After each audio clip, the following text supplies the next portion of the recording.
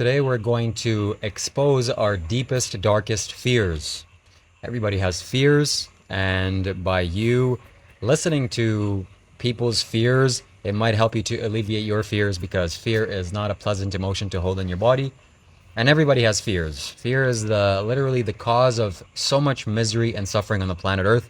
And if you can alleviate just one or two people from the little bit of fear that they have right now on the surface of their mind, that can have huge ripple effects. That's facts. That's facts. I mean, literally every war that's being waged right now is fear programming expressed to the extreme. This country's afraid that this country is going to invade, so they're going to increase their military fucking expansion, and all this tension did then just bruise this explosion. Just fear driven, fear driven, fear driven. The old world programming, the school shootings, the wars, the corruption, the darkness, the fact that our skies are being sprayed with chemicals. It's all fear, the elite fear that we're gonna wake up. So they're spraying the skies with chemicals to keep us stuck in this fight or flight state because that's how they control us. So yeah, fear dominates this planet in many ways.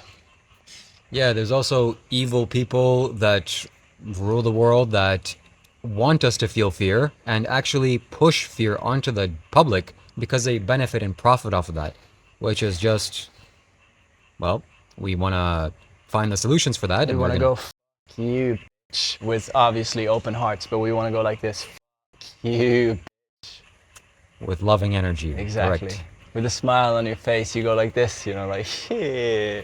Yes.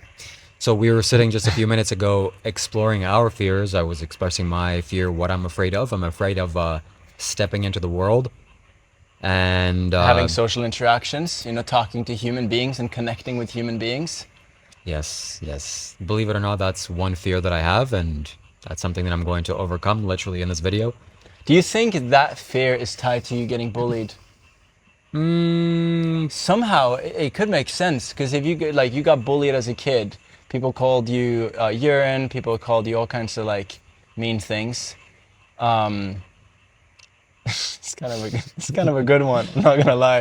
Yeah. But like, you get bullied in social situations, like naturally that's gonna create some sort of perception of Sort of what's loop, yeah, some sort of negative loop. yeah. Yes, that is true. That's possible. I think it's like maybe I'm uncomfortable with the fact that this potentially might hurt, meeting a new person. Yeah. I don't know them. It's a totally brand new experience.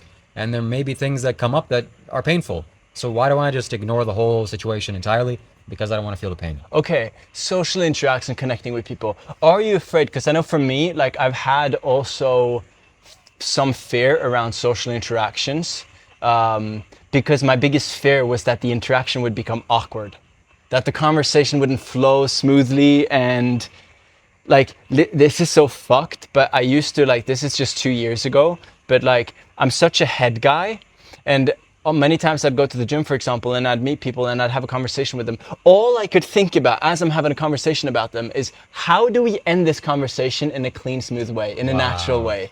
And it's like so fucked. I'm not present. I'm literally just calculating how to end this in a smooth way, which is retarded.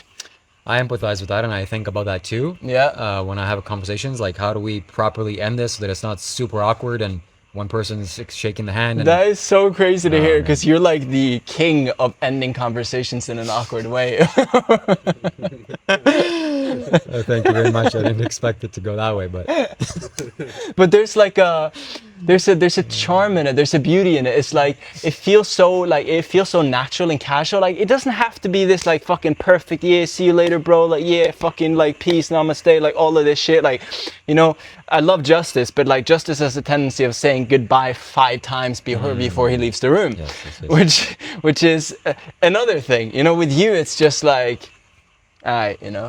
Shiva, I feel like you're awkward in like a chill way. Yeah. I wield awkwardness because many people find it awkward to end a conversation, so I'll just make it awkward quickly and put everybody to ease, just to make it happen right away. That's actually kind of true, and it's beautiful. It's like you're literally putting everyone else to ease.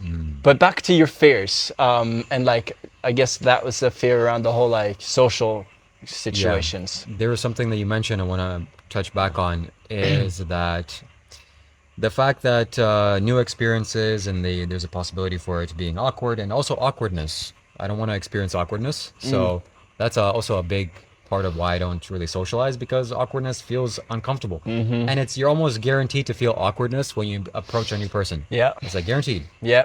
Actually, in fact, It's funny for me because I don't feel that at all. I can walk up to people and we went to the grocery Yeah, we went to store the grocery like an store, hour yeah. ago, and he just approached some random people talking in an Arabic language. He's like, "Oh, what language do you speak?" I'm like, "Oh my god, this is like awkward level in 5,000."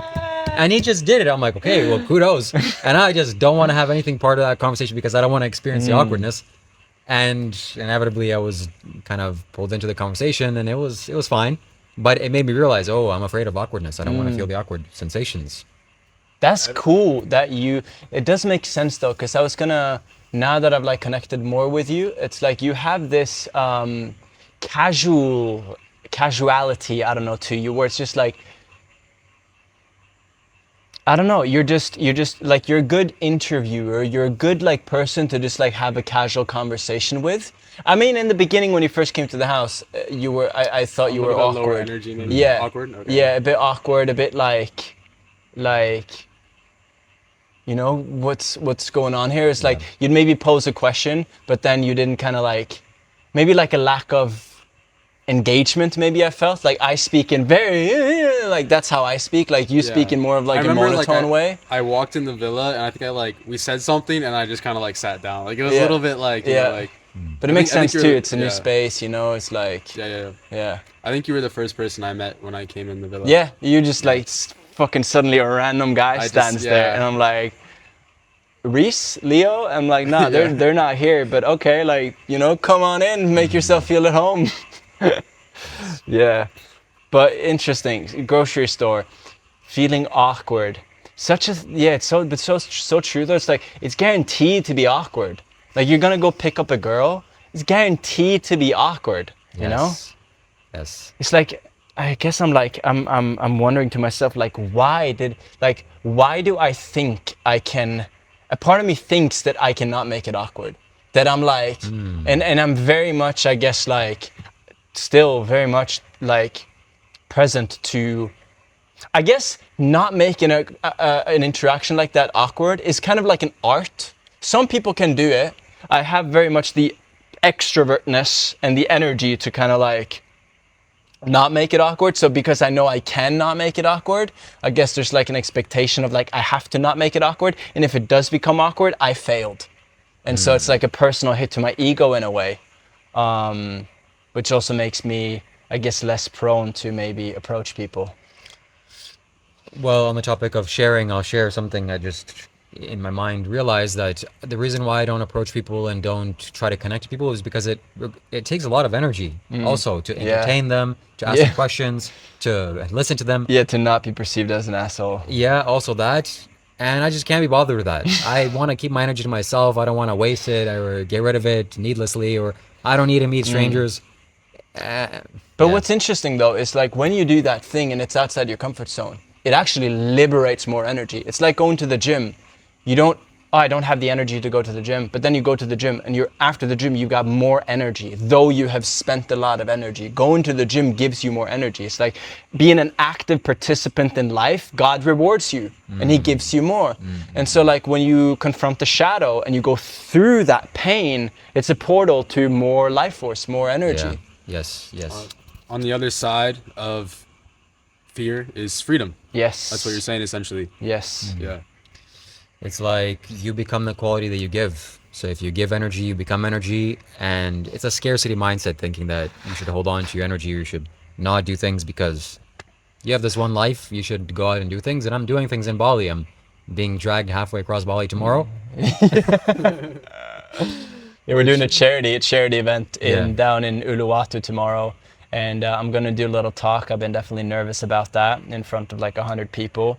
And we're going to raise some money, build a rehabilitation center for some autistic kids. They need that rehabilitation center. There's a charity friend of mine that recently passed I was very involved in. So we're carrying his legacy and light forward. And there's going to be a dance battle with these autistic kids. We're raising money for this school, bunch of autistic kids. In Bali, there's no government funding for kids with disabilities. And so like some families will literally think we got cursed because we have a kid with Down syndrome or autism or a disability. So they throw their kids on the street. And the highest like demographic of suicide in Bali is also these kinds of kids. Yeah, we're raising money for a school because this school, Yayasan Widyaguna, gives these kids a purpose. And one thing that Aaron used to do, together with Dave, my business partner, and Aaron was the guy that passed, they would do it like these dance battles with these autistic kids. So tomorrow we're going to do dance battle, and Shiva's going to dance battle these kids. And he's got serious moves, and I'm very excited. Maybe I'm going to have to do it too. Like I got dance moves, and I am scared to do it. And everyone's gonna expect me to fucking dance, so like I have to do it, you know. I have to put myself out there and just do the thing. We'll do it together. Okay. Well, let's hope it isn't. I have a good segue from that. That is my biggest fear, is probably being accepted. I think being accepted and not being successful, being a failure. Like when I'm 50 years old, living in, you know, my mom's basement. That's kind of like two fears I have: being a loser and not being accepted, especially when I'm like around people. Like I don't want to be disliked. You know, like I will, you know. What do you think makes people dislike you?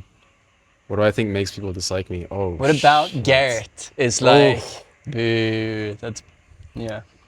I mean, to some degree, like I'm kind of just gonna be myself, you know. Like sometimes people just aren't gonna like you. Like Jesus only had 12 disciples because, you know, he's Jesus. You know, he's not any ordinary person. Obviously, I'm not Jesus. Don't mean that. Yeah, But obviously. but what, I don't know. What do you guys think might? No, you have to answer that because you're your biggest critic. You're most aware of your own flaws.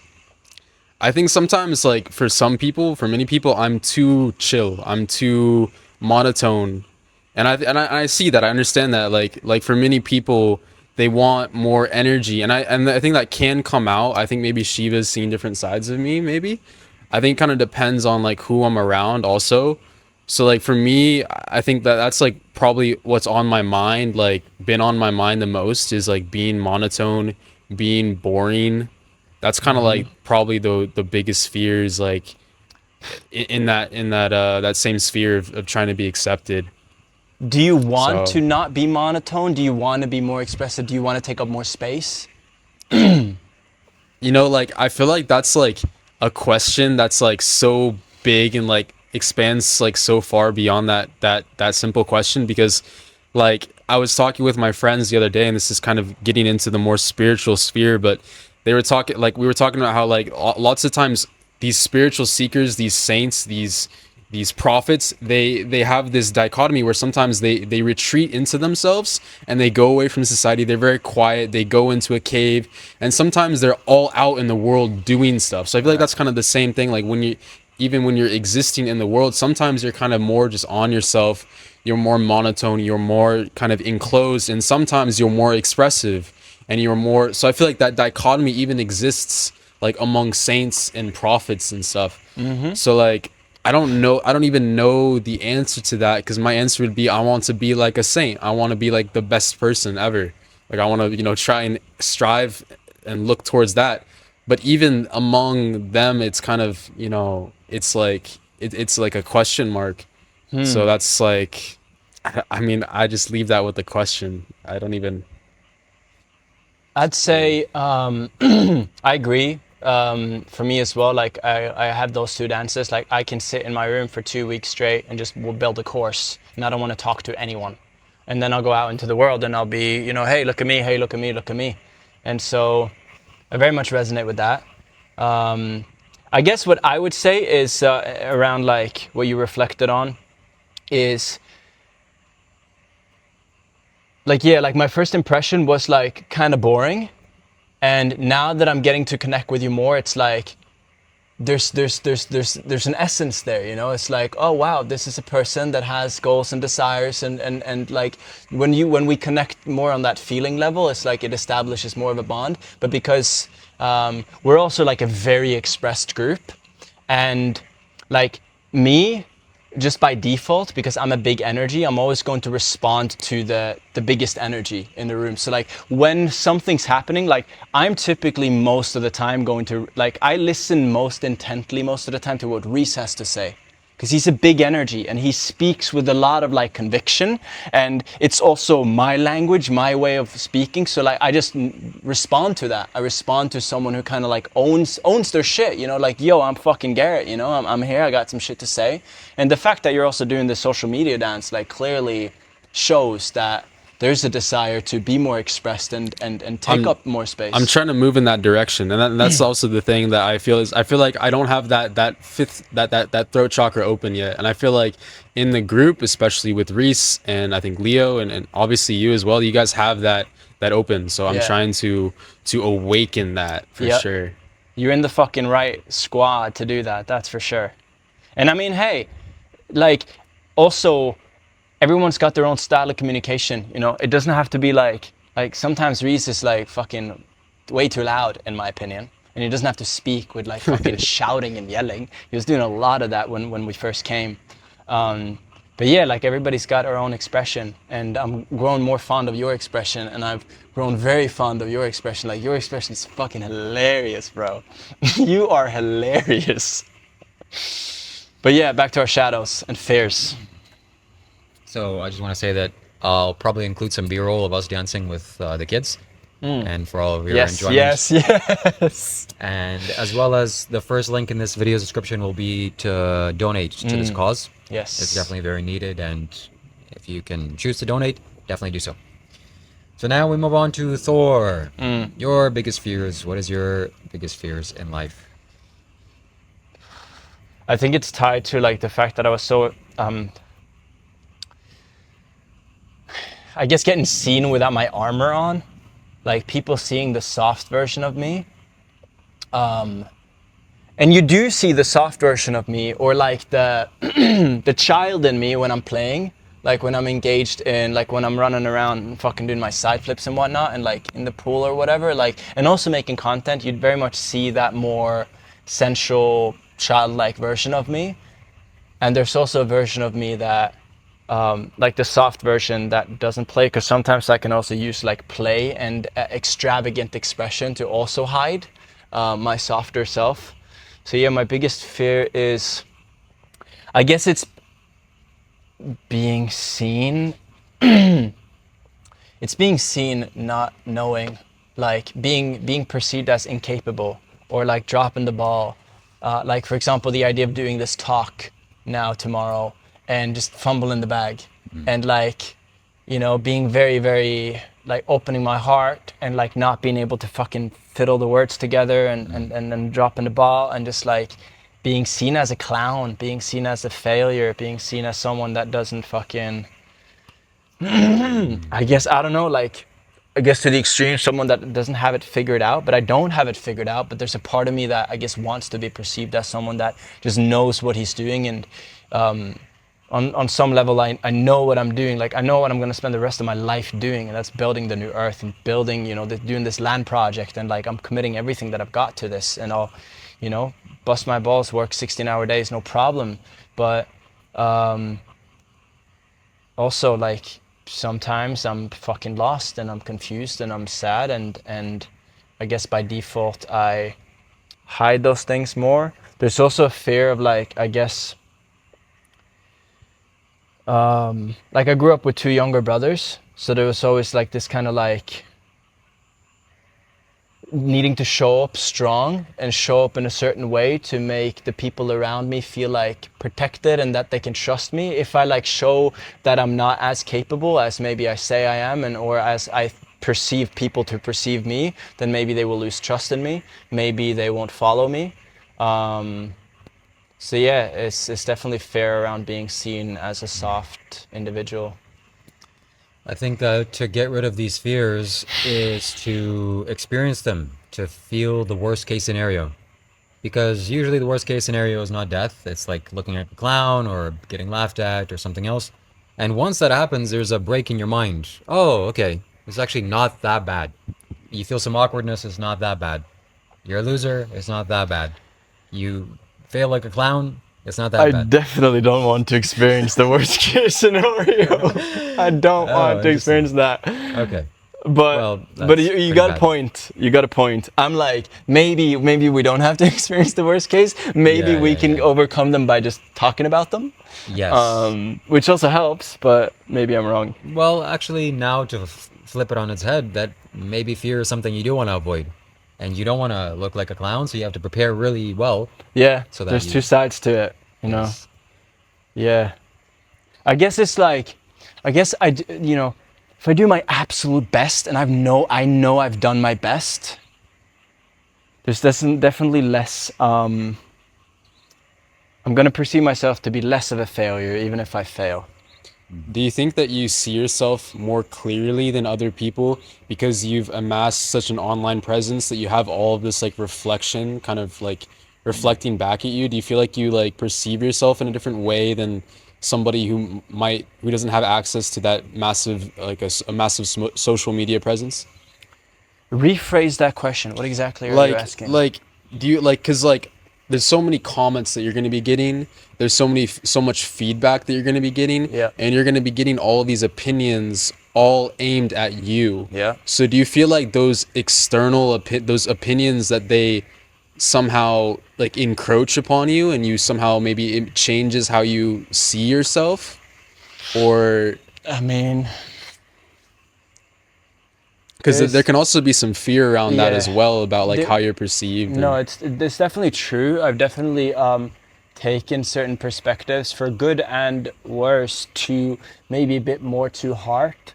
Like for example, I'll do the positive ones first. Like, I get a lot of DMs of people like saying the most beautiful things, the most incredible things. Like, wow, divine masculine. Like, oh, you're such a gift to God. I've been praying for you. Like, oh my God, you're amazing. Oh my God, you're amazing. Oh my God, you're amazing. I don't really read my DMs much anymore, but I used to read those, and like they definitely made me go like, yeah, shit, I'm the divine masculine, like I got this shit, you know, I'm the man. And so that definitely, I guess, like it swayed me maybe like it, it's also a beautiful thing to be to have people reflect that, because it's also like, wow, I'm actually like doing something that's impactful to people. But it can also go to the ego and get to the head. On the flip side, a lot of people say a lot of shit too, and I have a tendency of also taking a lot of that to heart, which has sometimes made me make apology videos, which has been beautiful, but also sometimes it's like I've just become like used their hate towards me as self-hate, because of course I failed, of course I fucked up, of course I was off point with this thing that I was speaking to, of course I failed. There is a part of me that believes that still that I'm just a failure. So when that's reflected, it's like, it only hurts because I agree with their comment to a certain extent. Yeah, so it's definitely played an impact in my development of my self-perception and self-image. And I also think I've done a really good job at not letting this whole thing go to my head. And the more and more, like, as reality unfolds, the more I try to just not really take credit for anything, because at the end of the day, the creator is working through me, and I wouldn't be able to do any of this. Like, I'm just a piece to this puzzle, and I've got amazing a people big around me. piece. Huh? A big piece. A big piece. Yeah, thank you for saying that. Yeah, I'm just doing what I'm fucking here to do. You know, I'm just playing my role, and you know, it just feels like a lot of this is just happening through me, and I'm just following Okay, along. I think Shiva wants to say something, but like, how do you before Shiva talks, how do you prevent from letting it get to your head? Like, how would you say? You need a fucking squad that calls you out on your bullshit. That's the only way to prevent this. You need to be in community, and you need to be around people that move with integrity that will call you out when you're being a little bitch, when you're bullying people. Like, fucking hey, I've been called out on my subtle bullying. I used to bully people. Shiva used to get bullied, so it's kind of funny that You used to bully me. That's I cool. used to bully Shiva. No, I didn't. Have I bullied you? No, I haven't bullied you. But yeah, I mean, like my bully kind of comes out in subtle ways here and there that I haven't been able to perceive myself because I would mask, in the past, I would mask my bully as, yo, it's just banter. I'm just cracking a joke. Don't be a little bitch. But there would be judgmental, sometimes even racist undertones that I am becoming more conscious of, and that has come out certain times here with the squad. And Reese and Leo, mainly Reese and Leo, have like really been like, Thor, we need to fucking look at this. And I'm like, oh shit, yeah, let's fucking look at this. And we look at it and it fucking sucks, and I feel like a little bitch, and I feel like I failed. And then I go through that and show up as a better person. So yeah, you need amazing people around you. That's the only way I know of. Something that you said recently, your mutual acquaintance, this guy, he said that one of the things that he values in you or in this group, and the reason why he chose you is because you call each other out.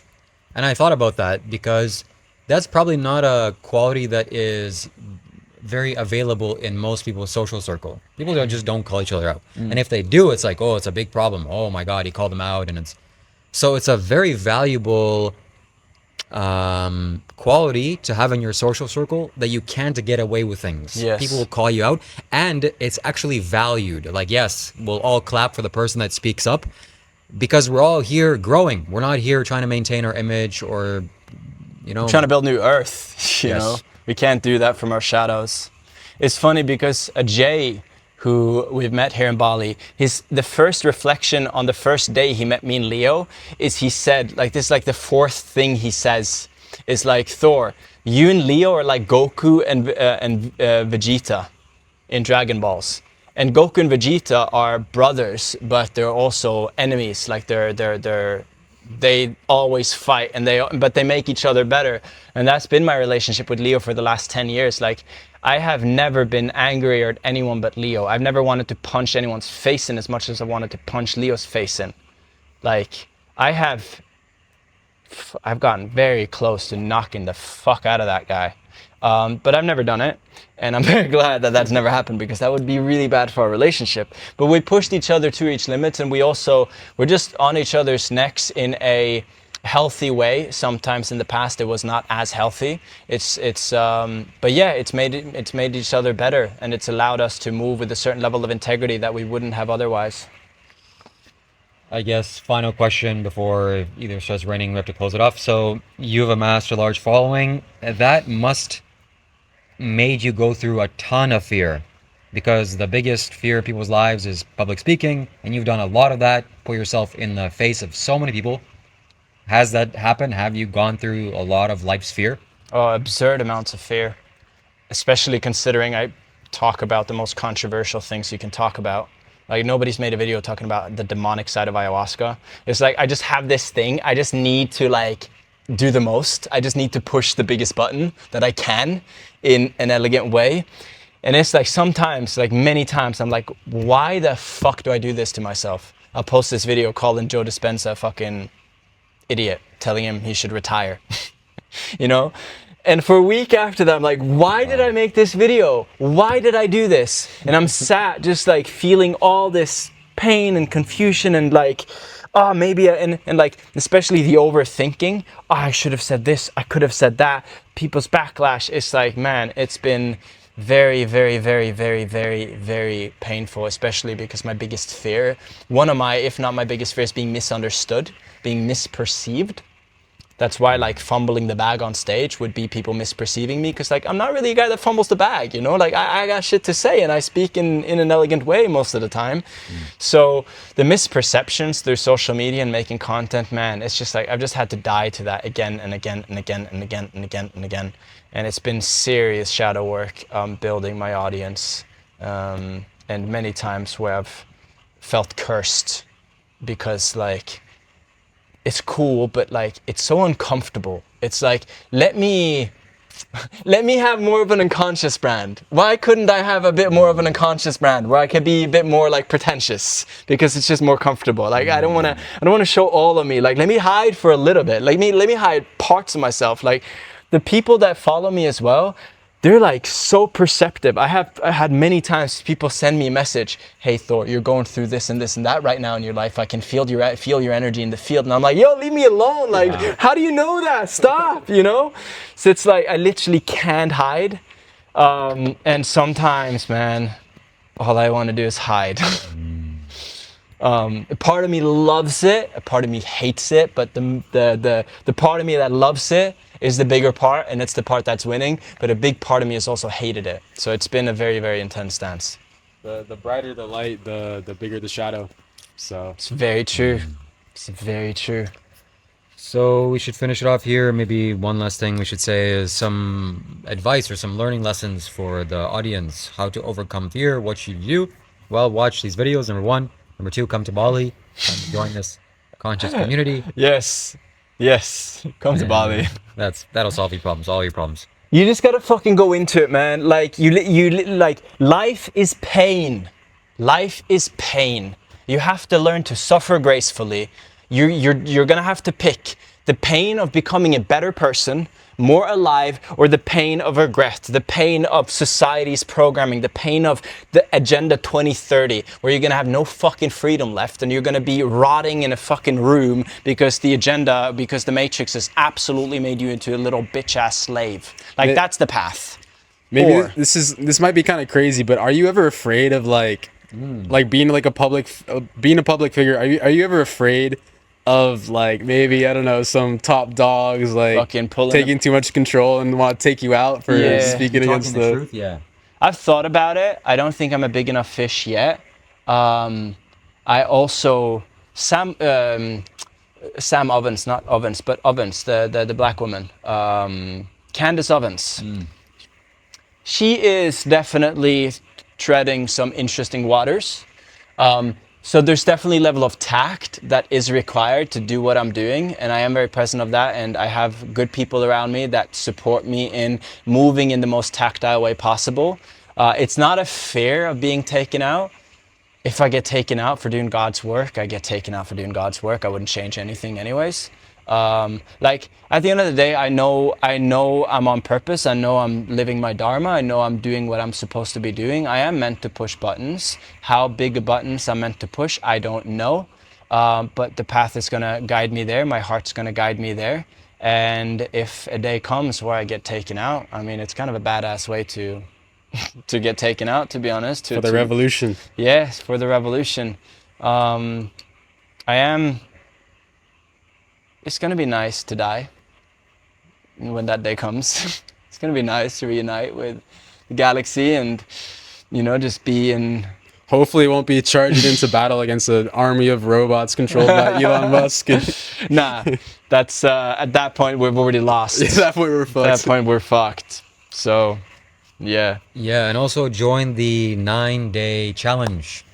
Yes, if you want to, we're doing a 9-day challenge on November 1st, but we're starting a pre-game on October 27th. And it's basically for individuals that want to step into their own expression, share yourself on social media. You've got gifts, you've got things to share, you've lived a crazy life, you've gone through a lot of pain, you've alchemized that pain into your medicine, your gifts that you're bringing out to the world. We're going to show you how to build your brand on Instagram specifically throughout this challenge, ground your brand, tell your story, get a brand blueprint. We're going to show you how to use ChatGPT and these AI tools to basically ground all of this and support you as your brand assistant. You're going to post 3 pieces of content throughout this challenge. We're going to take you through from start to finish creating these pieces, and you're actually going to enjoy it because there's a way to go about the dance of social media where you're enjoying it. It's a beautiful process. Like, we're children of God. God is the creator. We are therefore born to create. If you're not creating in your life in some way, you're doing yourself a disservice. Our creative spark, our creative channel is our lifeline to the divine. And all of us are better human beings, more activated human beings because we create, because we express ourselves on social media. It's a powerful way of doing shadow work as well. So we're going to take you through, handhold you over these 9 days, help you launch or reactivate, blow up your brand. You're going to see more engagement than you've ever seen on your content. It's going to be a lot of fun. And I'm going to teach you my framework of harmonic virality, which is bridging soul and spirit, no, soul and strategy, because we need our souls to be expressed, and that's why a lot of people don't use social media and don't express themselves, is because they don't want to fall into some fucking algorithm trap, or like, you know, do a random trend for the sake of engagement. Nah, fuck that. But we do need strategy. So we bridge soul and strategy, because you do need your soul to be expressed, but you also need your message to reach the right people. And that's what we're going to show you. And that's how I built my brand. From 50K followers, I was stuck at 50K followers around 2 years ago. Now it's almost at 600K. So yeah, pull up. It's $19. You got $19 to invest in your own dreams. And it's going to be an absolute amazing experience. You're going to be activated as fuck. Your voice is going to be more liberated. So yeah. There should be a link in the description. That'll be the second link in the description. Check it out.